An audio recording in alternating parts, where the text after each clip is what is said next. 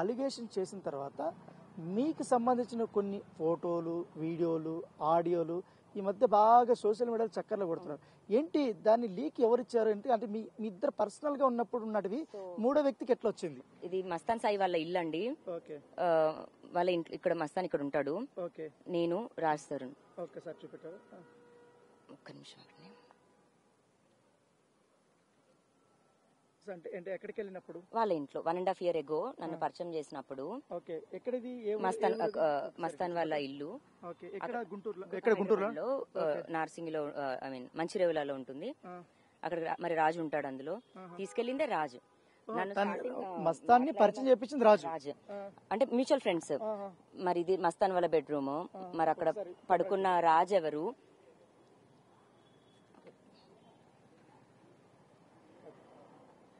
మస్తాన్ వాళ్ళ బెడ్రూమ్ అది. మరి అక్కడే పడుకున్నాం. మస్తాన్కి బాగా క్లోజ్. మేమందరం కలిసి వెళ్ళాము. అండ్ ఇందులో ఇప్పుడు మీకు మ్యూచువల్ ఫ్రెండ్. అయితే ఇప్పుడు నాకు ఆడియోలు బాగా రిలీజ్ అవుతున్నాయి. దీన్ని ఎవరు రిలీజ్ చేశారని? ఎందుకంటే అది 2 recordings అండి. రాజుతో నేను మాట్లాడుతున్న రికార్డింగ్ ఏవైతే ఉందో మనం అందులో సెక్స్ ఇంటిమెసీ అన్నవి ఉన్నది ఒక ఆడియో. మస్తాన్తో మాట్లాడుతున్నది ఒక ఆడియో. మస్తాన్ నాతో మాట్లాడుతున్న దాంట్లోని ఆ కేరింగ్ నచ్చింది నాకు. అండ్ ఆ వాటర్ బాటిల్ పెట్టాను దగ్గర. వాటర్ బాటిల్ అనే టాపిక్ నడుస్తుంది కానీ ఇంకా ఏదో నడవట్లేదు. పోనీ సెక్స్ అన్న టాపిక్ ది అక్కడ నడవట్లేదు. అతను ఒపీనియన్ చెప్తున్నాడు. మరి దానికి నీ గుండె ఉంది అన్నది కూడా అది ఫ్లర్టింగ్ గా కూడా ఎందుకు తీసుకోవద్దండి. ఇప్పుడు ఎవరైనా పరిచయం అయ్యి ఒకరు కనెక్ట్ అయ్యారంటే ఫ్లర్టింగ్ మ్యూచువల్ ఫ్రెండ్ కాబట్టి ఆ వేళ మీరు మాట్లాడుతున్నాం. బట్ మాట్లాడుతున్నది కూడా రాజుకి తెలుసు. ఆ రికార్డింగ్ పంపించింది కూడా రాజుకి.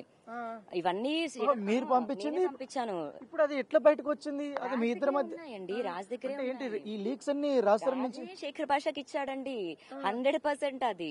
అయితే నాకు ఒకటి అర్థం కావట్లేదు. ఇప్పుడు మీకు, మాల్వీకి, రాజ్ తరుణ్కి ఇంకొకరికి కొట్లాట ఉంది, సరిపోయింది. లేకపోతే మస్తాన్ సాయి పేరు వస్తుంది. మీరు మధ్యలో ఈ శేఖర్ భాష క్యారెక్టర్ ఏంటి నాకు అర్థం కావట్లేదు. ఇప్పుడు రాజ్ అని అతను బయటకు వచ్చి చెప్పాలండి.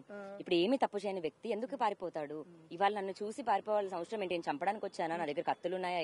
నేను అతను ఎలా సాఫ్ట్ పర్సన్ అంటున్నాడో నేను కూడా సాఫ్ట్ పర్సన్. ఇంకా నేను వెజిటేరియన్ అండి. ఒక జంతువుని కూడా చంపాను నేను.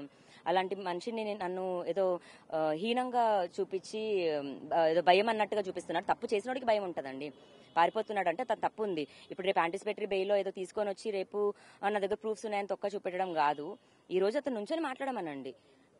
ఒక పవర్ ఉన్నప్పుడు పోలీసుల దగ్గర కూడా అతన్ని మరి ఎందుకు పట్టుకోవట్లేదు, ఎందుకు తీసుకురావట్లేదు నాకు తెలియదు. అతన్ని తీసుకురావాలి, అతన్ని సమాధానం చెప్పించాలి. అంటే ఇప్పుడు పోలీసులు మీరు మళ్ళీ ఏమైనా కలిసారా? కంప్లైంట్ ఇచ్చిన తర్వాత ఏమన్నా డిస్కషన్ చేశారా? మేము వాళ్ళ దగ్గర స్టేట్మెంట్ రికార్డ్ ఏమైనా చేశారా?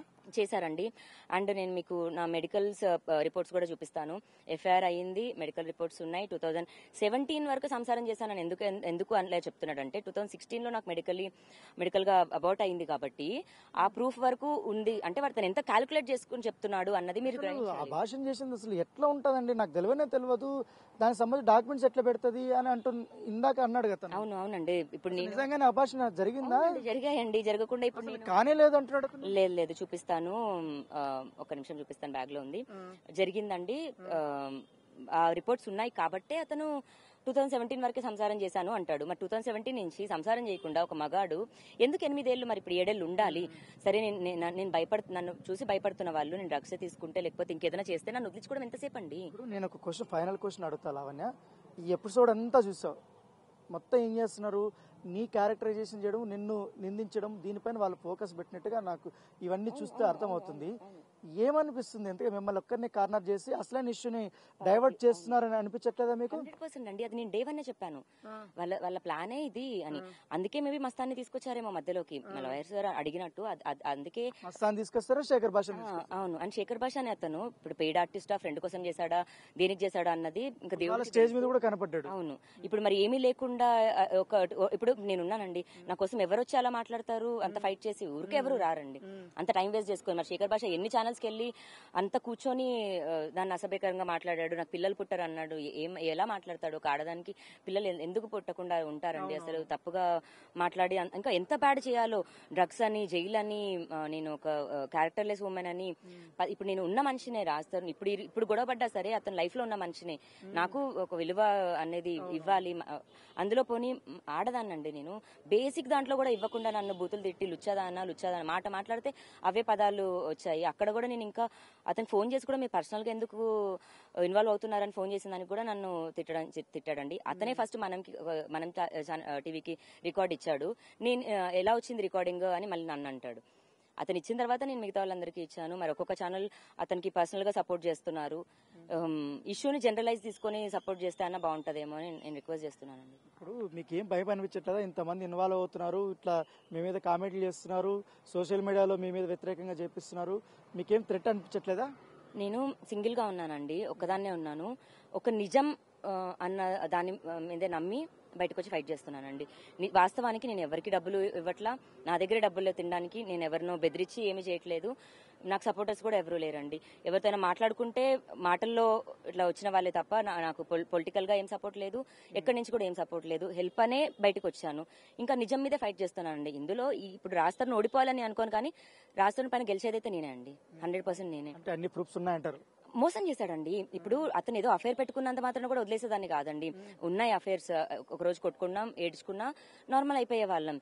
అతనికి ఇప్పుడు దాకా ప్రపంచంలో ఇష్టమైంది తన మొత్తంలో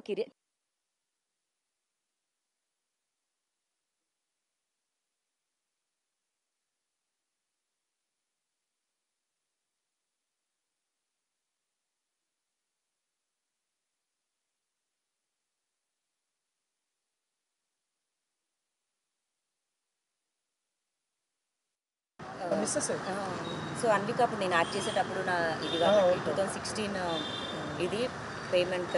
ఇప్పుడు ఆ డేట్స్ లో నేను ఉన్నది రాస్తారుతో, మరి మీతోనే 2017 వరకు సంసారం చేశాను అంటాడు. 2016 రిపోర్ట్స్ ప్రూఫ్స్ లేవన్నాడు. చూపించలేక కాదు, లాయర్ గారు కోర్టులో చూపిస్తున్నారు కాబట్టి ఆగాము. జర్నలిస్ట్ మైక్ లేదు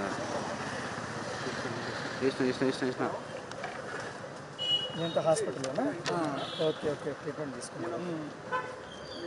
అయితే మామూలుగా బాధ చేసేటప్పుడు అలో చేయరు కదా హాస్పిటల్స్, హాస్పిటల్ అని చెప్తున్నా. పెళ్ళయిందని చెప్పాను, అది నాకు.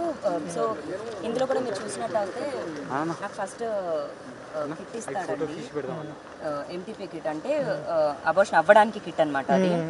సో అది సరిగ్గా అవ్వక నాకు అయిపోయి యూటరస్ లో కూడా ఒక పార్ట్ తీసేశారు. అది ఏదో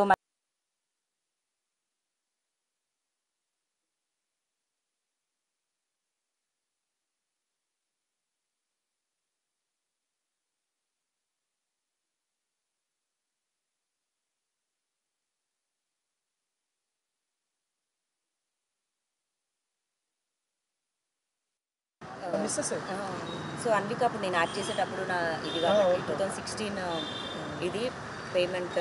ఇప్పుడు ఆ డేట్స్ లో నేను ఉన్నది రాస్తారుతో, మరి మీతోనే 2017 వరకు సంసారం చేశాను అంటాడు.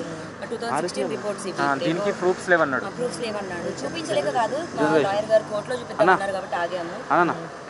జర్నలిస్ట్ మైక్ లేదు